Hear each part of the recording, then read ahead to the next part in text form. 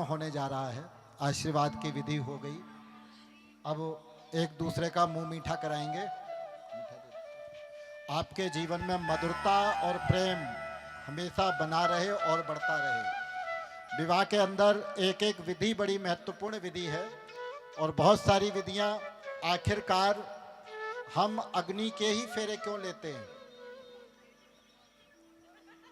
कोई ऐसे ही कलश रखकर उसके फेरे ले सकते हैं, और फेरे गोल ही क्यों लेते हैं? यहाँ से वहाँ तक, वहाँ से यहाँ तक जा सकते हैं। ये बहुत छोटी छोटी बातें हैं।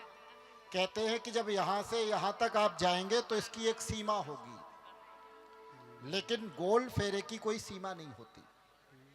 उसका न प्रारंभ होता है न अंत होता है। तो हमारा प्रेम भी ऐसा हो जो अनंत हो। अनंत जी यहाँ खड़े हुए हैं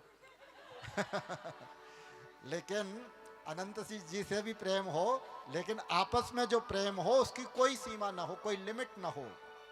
ऐसी भावना के साथ में गोल परिक्रमाएं की जाती हैं। तो विवाह की एक एक विधि आप लोगों ने बड़े ध्यान से, बड़े प्रेम से सब लोगों ने सुना।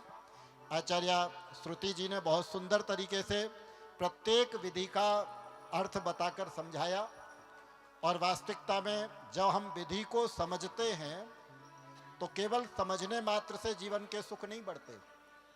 जब उस समझ को जीवन में धारण कर लेते हैं तो हमारे जीवन के सुख बढ़ते हैं। तो आप दोनों लोग समझदार हैं। समझदारी के साथ इन सारी बातों को जीवन में धारण करने का प्रयत्न करें और अपने जीवन के सुख और सौभाग्यों को बढ़ाएं। ऐसी हमारी शुभकामनाएं, शुभ प्रार्थनाएं। एक दूसरे का मुंह मीठा कराएंगे।